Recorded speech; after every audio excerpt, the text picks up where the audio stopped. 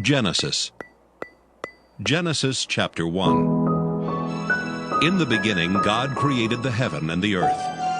And the earth was without form and void, and darkness was upon the face of the deep. And the Spirit of God moved upon the face of the waters. And God said, "Let there be light." And there was light. And God saw the light, that it was good. And God divided the light from the darkness. And God called the light day, and the darkness he called night. And the evening and the morning were the first day. And God said, "Let there be a firmament in the midst of the waters, and let it divide the waters from the waters." And God made the firmament, and divided the waters which were under the firmament from the waters which were above the firmament. And it was so. And God called the firmament heaven. And the evening and the morning were the second day. And God said, "Let the waters under the heaven be gathered together into one place, and let the dry land appear." And it was so. And God called the dry land earth, and the gathering together of the waters called he seas. And God saw that it was good. And God said, "Let the earth bring forth grass, the herb yielding seed, and the fruit tree yielding fruit after his kind, whose seed is in itself upon the earth." And it was so.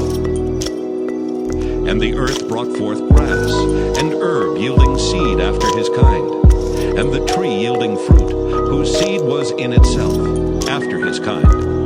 And God saw that it was good. And the evening and the morning were the third day.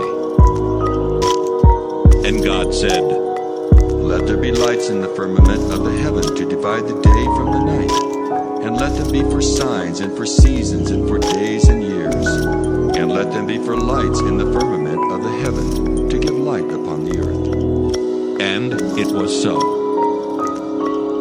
And God made two great lights, the greater light to rule the day, and the lesser light to rule the night. He made the stars also. And God set them in the firmament of the heaven to give light upon the earth, and to rule over the day and over the night, and to divide the light from the darkness. And God saw that it was good. And the evening and the morning were the fourth day. And God said, "Let the waters bring forth abundantly the moving creature that hath life, and fowl that it may fly above the earth in the open firmament of heaven." And God created great whales, and every living creature that moveth, which the waters brought forth abundantly after their kind, and every winged fowl after his kind. And God saw that it was good. And God blessed them, saying, "Be fruitful and multiply, and fill the waters in the seas, and let fowl multiply in the earth." And the evening and the morning were the fifth day.